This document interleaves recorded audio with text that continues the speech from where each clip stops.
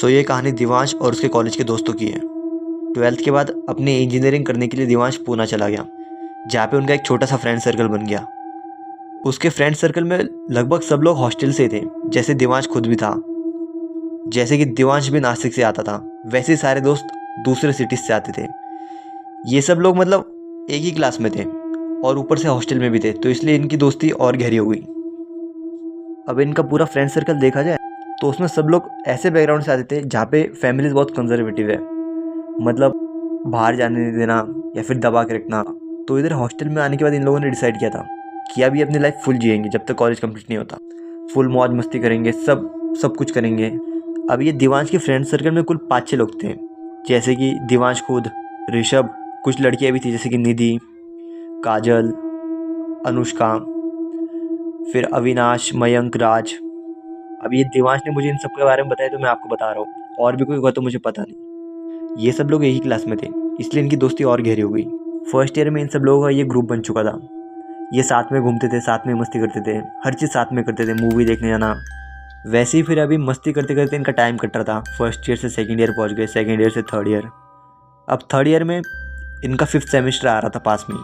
दिवाली की छुट्टी से पहले इनका 5th सेमेस्टर था, पर उससे 1 महीना पहले ही इनके एक दोस्त का बर्थडे था, जिसका नाम मयंक था, मैंने जैसे मेंशन किया था। सो इन लोगों ने प्लान बनाना स्टार्ट किया कि मयंक का बर्थडे इस बार कैसे सेलिब्रेट करें। तो यार अब ये लोग ना पक चुके थे, जैसे कि हर बार रेस्टोरेंट में जाना।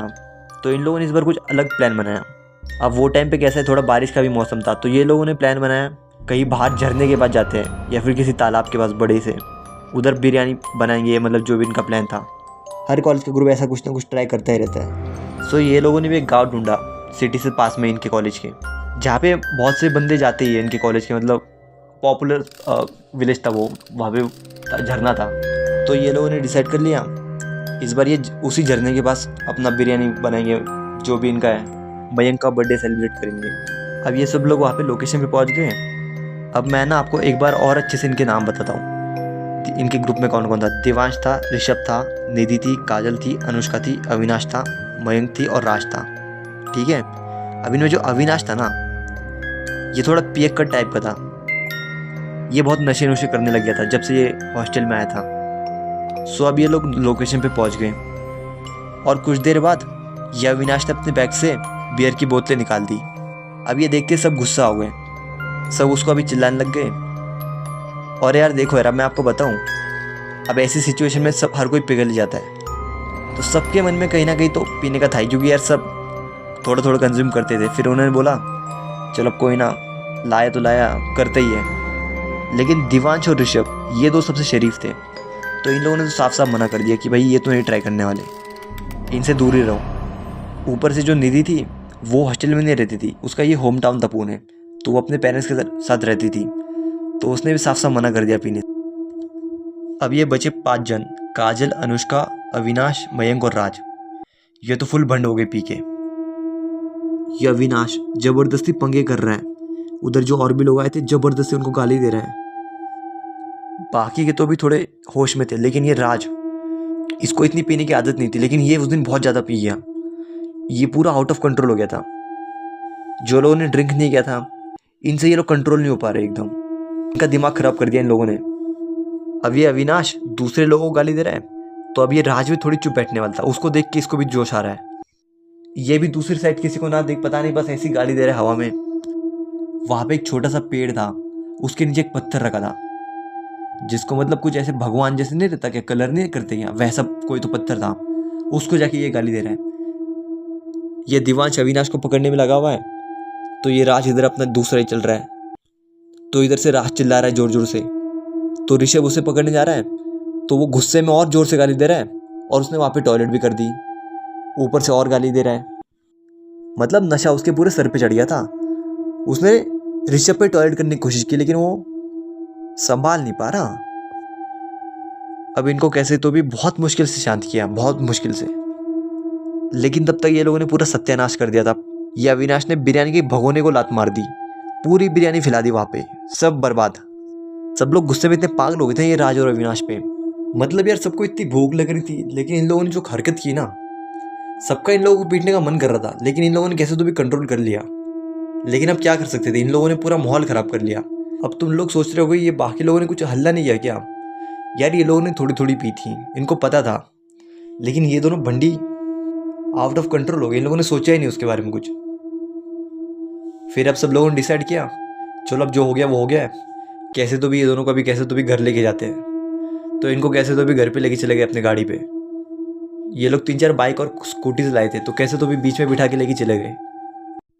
अब ये राज, इसका मन इतने में भरा नहीं, इसने हॉस्टल तक पहुंचते पहुंचते अपने घर पे कॉल कर दिया और नशे की हालत में घर वालों को गाली देने लग गया। अब इसके घर पे भी पता चल गया इसने क्या हरकत की है। फिर अब सुबह तक इसका नशा उतर गया और ये समझ गया इससे कितना बड़ा कांड हो चुका है। घर वालों को पता चल गई, इसी टेंशन में ये और पी लिया, इसने और शराब पी ली। अब ये दिन में शराब के नशे में धुत अविनाश से झगड़ा करने चला गया। ये अविनाश को जिम्मेदार ठहरा रहा है, उसे गालियां दे रहा है फुल, तेरी वजह से हुआ ये सब कुछ। उन दोनों के भयंकर वाले झगड़े हो गए और ये बंदा नशे की हालत में इतना ज़्यादा गुस्से में है, और अब ये गुस्से में सबको गाली दे रहा है कि तुम्हारे वजह से हुआ ये, तुम्हारे वजह से हुआ ये। और फिर गुस्से में इसने अपनी बंदी के साथ भी झगड़े कर लिए। उसके बाद बंदी ने इसका कॉल काट दिया। अब ये इसे कॉल बैक कर रहा है लेकिन वो कॉल नहीं उठा रही। इसका और दिमाग खराब हो गया, इसने सीधा बंदी के घर पे कॉल कर दिया, उन्हें गालियाँ दे रहा है। अब शाम तक इसके पापा हॉस्टल में पहुंच गए। इसके पापा इसको पीटते पीटते घर लेके चले गए। हमने भी कुछ नहीं बोला क्योंकि वैसे भी दिवाली की छुट्टी आने वाली थी। उसके बाद हमारा सेमेस्टर 5th के एग्ज़ाम थे, ऐसा देवांश ने बताया मुझे। तो फिर ये राज के पापा उसको लेके चले गए। फिर इसने जो इतना तमाशा खड़ा किया था उस वक्त, इससे कोई बात भी नहीं करना चाहता था, तो किसी ने इसको कांटेक्ट भी नहीं किया। फिर क्या, दिवाली की छुट्टियां लग गई, हम सब घर चले गए और फिर हमारे एग्ज़ाम आ गए थे तो हम सब वापस आए, लेकिन ये बंदा अभी भी नहीं आया वापस। तो हमने सोचा ये शायद आ जाएगा, एग्ज़ाम से पहले आ जाएगा ये, तो किसी ने भी उसको कॉल नहीं किया। लेकिन फिर भी ये आया नहीं। फिर एग्ज़ाम का टाइम आ गया। देवांश ने इसे कॉल किया लेकिन कॉल ही नहीं उठा था। तो हमने इसकी बंदी को बोला कि तू कॉल कर, शायद तेरा कॉल उठा ले, लेकिन उसने भी ब्रेकअप कर लिया था। उसने साफ साफ मना कर दिया जो इसने कांड किया था उसके बाद। तो यार इसने तो फिर कॉल उठाया ही नहीं। हमने बहुत ट्राई किया। फिर एक हफ्ते बाद सामने से उसके पापा कॉल आया अविनाश को।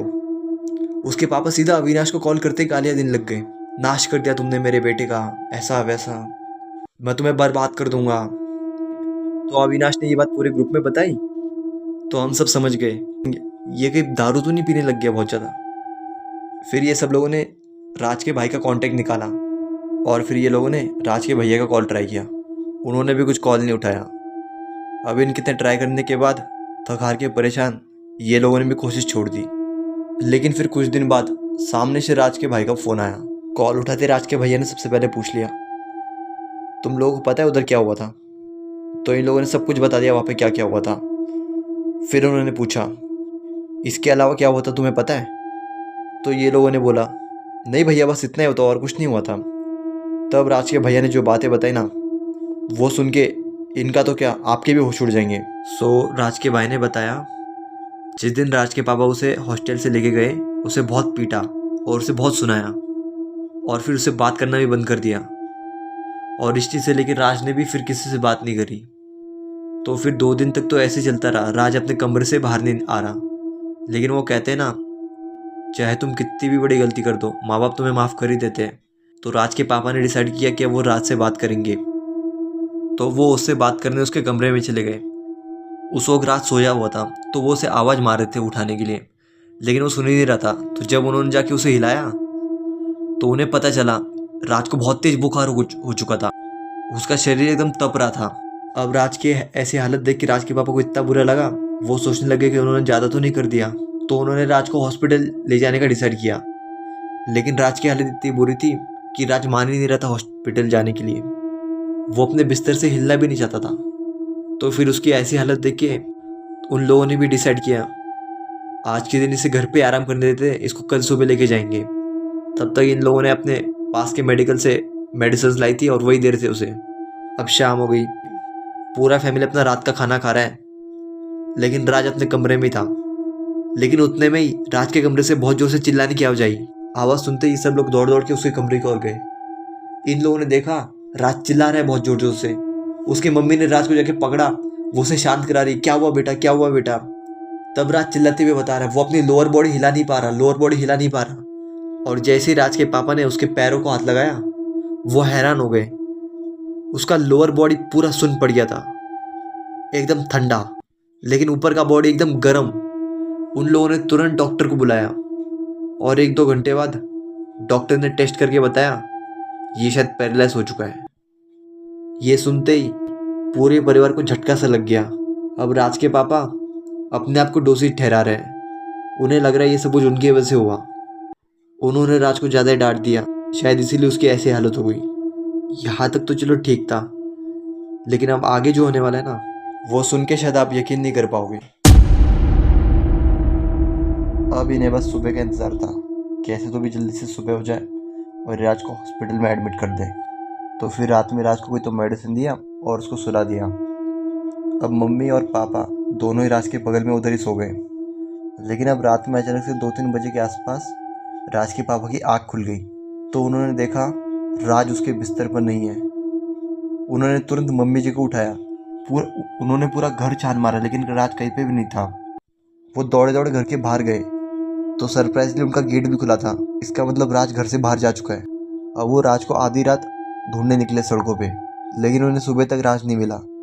फिर थक हार के वो लोग घर पे आ गए और तब तो उन्होंने पुलिस कंप्लेंट भी कर दी थी। राज की मम्मी का रो रो के बुरा हाल हो गया था। राज के पापा थक हार के बैठे गए थे कि उतने में उनको उनकी कॉलोनी के एक अंकल का कॉल आया। उन्होंने बताया आपका बेटा राज इधर है। पापा जी ने पूछा किधर है? दारू के ठेके पे। लेकिन उन्होंने आगे कुछ और भी कहा, बड़ी ही शॉकिंग चीज़ थी।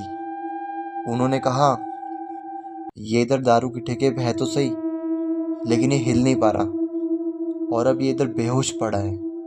तो वो सब लोग वहाँ पे पहुँच गए तो राज की हालत देख के वो सब हैरान हो गए। राज के मुंह से खून निकल रहा था, पूरे शरीर पे लटके निशान थे, हाथ पैर पे, गालों पे चाटे के निशान। और तब उन्हें पता चला राज इधर रात में आकर बदतमीजी कर रहा था। राज इधर रात के 2 बजे के आसपास आया था। उसने आते ही सीधा ठेके वाली की कॉलर पकड़ ली, उससे दारू मांगने लग गया। ऊपर से उसने यहाँ पे 3-4 बोतलें भी फोड़ दी। ये देख के ठेके वाले का मत्था सटक गया। फिर ठेके वाले ने और उसके 2-3 साथियों ने इसको बहुत पीटा और मार खाते खाते ही अपने बेहोश हो गया। ये लोग उसे पुलिस के हाथ में देने वाले थे, लेकिन फिर इसकी उम्र देख के इन लोगों ने इस पर तरस दिखा दिया।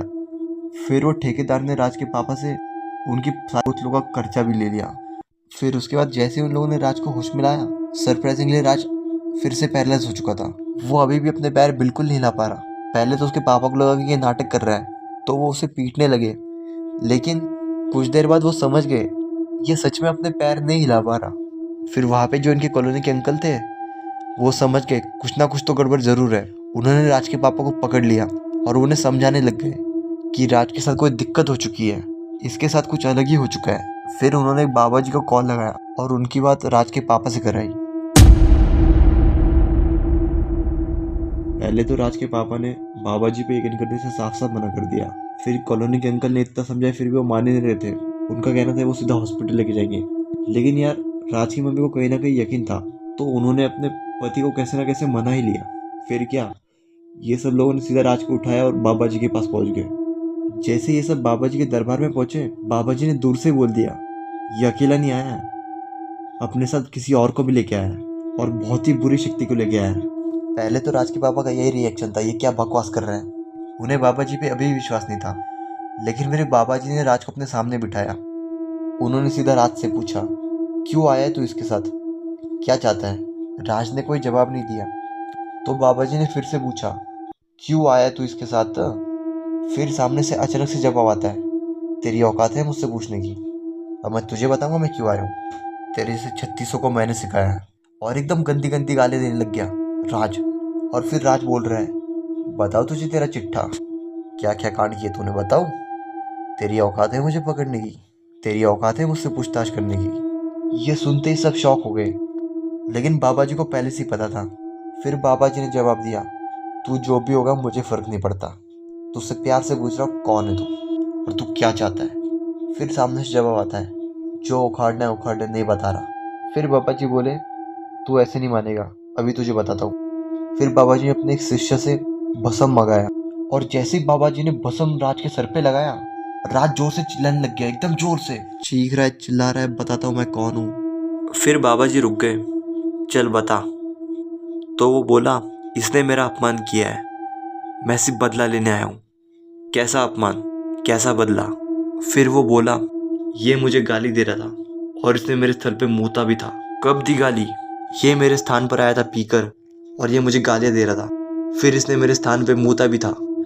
मैं तो सिर्फ अपने स्थान पर आराम कर रहा था, इसने मुझे बुरियानी दिखाकर उठाया, फिर मुझे दारू का लालच दिया और मुझे गंदी गंदी गालियाँ देके मेरे स्थान पर मूत के गई है।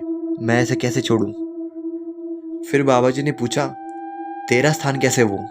तब राज ने बताया, जब वो जिंदा था ना तब वो तांत्रिक था और इसी वजह से लोग बड़े डरते थे उससे। तो उसके मरने के बाद गांव वालों ने उसे आसपास ना जलाने का सोच के कहीं दूर जलाने का सोचा और इसी वजह से गांव वालों ने उसे गांव से दूर जलाकर उधर स्थान दिया, उधर क्रिया पाठ करके उसे अपना स्थान दिया। क्योंकि यार गांव वालों को कहीं ना कहीं डर था, ये मरने के बाद भी शांत नहीं बैठेगा। गांव वाले उसे इतना बुरा समझते थे और कहीं ना कहीं वो सही भी थे। गांव वालों के हिसाब से ये इतना बुरा था कि इसका प्रेजेंस भी कहीं पे एकदम नेगेटिविटी क्रिएट करता था, इसलिए इसको गांव वालों ने दूर रखने बेहतर समझा और बदकिस्मती से ये लोगों ने वहां पर वो हरकत करी। अब उसका कहना था, तुम्हें जो करना है कर लो, वो तो राज को नहीं छोड़ेगा, उसका जीना हराम कर देगा। उसने राज के शरीर पे पूरी तरह से कब्जा कर लिया था, इसलिए वो राज को दिन में हिलने नहीं दे रहा था और रात में उसे पिटवाया उसने। वो चिल्ला चिल्ला के कहने लग गया, जो उखाड़ना है उखाड़ लो, मैं इसे रोज ऐसे ही तंग करूंगा, इसे मैं बर्बाद कर दूंगा, इसने मेरी बेइज्जती करी है। इसे पता था कि उधर मेरा स्थान है, इसने उधर वो पत्थर देखे थे, फिर भी ये रुका नहीं और इसने मेरी बेइज्जती करी, मैं इसे नहीं छोड़ूंगा। अब ये सुनते ही सब लोग बहुत डर गए, लेकिन फिर बाबा जी बोले, देखो डरने की कोई बात नहीं है, इसकी एक दो क्रिया करनी पड़ेगी और सबसे पहले तो इसे ताबीज़ बांधना पड़ेगा और इसकी क्रिया करने के लिए तुम्हें इसे मेरे पास छोड़ना पड़ेगा। अगर तुम इसे मेरे दरबार से बाहर लेकर जाओगे तो शायद मैं इसे नहीं बचा पाऊंगा, फिर बहुत मुश्किल हो जाएगा। तो फिर ये सब लोग मान तो गए, लेकिन फिर राज के पापा ने बोला कि वो भी राज के साथ यहाँ पे रहेंगे। फिर बाबा जी ने बोला, बेटा इसकी जो हालत अभी होने वाली है ना, वो शायद तुम देख नहीं पाओगे, बेहतर होगा तुम इससे दूर ही रहो, तुम सब मेरे पे छोड़ दो, मैं इसे एकदम ठीक कर दूंगा। फिर क्या, अपने दिल पर पत्थर रख के राज के पापा मान गए और ये सब लोग वापस घर लौट के आ गए, राज को उधर ही छोड़कर। उसके बाद बाबा जी ने राज को अपने आश्रम में 5 दिन तक रखा और 5वें दिन बाबा जी के एक शिष्य ने कॉल करके इन्हें फिर से बुला लिया। अब बाबा जी ने बताया, वो जो तांत्रिक था वो इसके शरीर से अलग तो हो चुका है, लेकिन अब भी उसके वापस आने का खतरा है। तो सबसे पहले बाबा जी ने अपने पूरे घर को सील करने के लिए बताया बाहर से। फिर राज को कम से कम अगले 1 महीने तक घर से बाहर ना निकलने के लिए बोला गया। बाबा जी ने राज को अच्छे से तावीज़ पहनाया और कहा इसे किसी भी हालत में नहीं खोलना है। लेकिन अभी भी राज को चलने में बहुत दिक्कत हो रही थी, अभी भी उसके पैरों में पूरी जान आई नहीं थी। फिर राज को घर पर लेकर आ गए। अभी 1.5 महीना निकल चुका था, लेकिन राज की हालत में कुछ ज़्यादा सुधार नहीं आया था। जैसे कि अभी भी उसके पैरों में जान नहीं थी, उसे चलने में बहुत दिक्कत हो रही थी। और ये चीज़ देख के एक दिन राज के पापा ने नशे में ये लोगों को कॉल किया था और इन्हें बहुत गालियाँ दी, जैसे मैंने पहले बताया था। उसके बाद राज ने वो कॉलेज छोड़ दिया और किसी और कॉलेज से अपना 3rd ईयर कंप्लीट किया, क्योंकि उन्हें डर था अगर राज वापस वहाँ पे जाएगा तो शायद वो पी भी सकता है या फिर शायद वो उस तांत्रिक के वश में आ सकता है। लेकिन राज आज भी अपने उन दोस्तों के कांटेक्ट में है, तो वो लोगों की कभी कभी बात होती रहती है। तो दिवांश ने मुझे बताया कि अभी भी राज को चलने में दिक्कत आती है। इस बात को अभी करीब 3-4 साल हो चुके हैं। वो मतलब चल तो लेता है लेकिन ज़्यादा नहीं चल पाता, या फिर दौड़ना तो वो भूल ही चुका है पूरी तरह से। तो यही थी आज की स्टोरी। देखा ना आपने कैसे इनकी छोटी सी मस्ती ने राज की ज़िंदगी बर्बाद कर दी। इसीलिए ना किसी को भी ना ऐसी अनजान सी जगह पे ना पीना बिल्कुल नहीं चाहिए। ऊपर से ध्यान दे कि कहीं पे ऐसे टॉयलेट भी ना करें। अगर आपके पास भी कोई ऐसी सच्ची कहानी हो ना, आप मुझे व्हाट्सएप पर भेज सकते हैं। मैं नीचे अपना व्हाट्सएप नंबर डाल रहा हूँ। Thank you.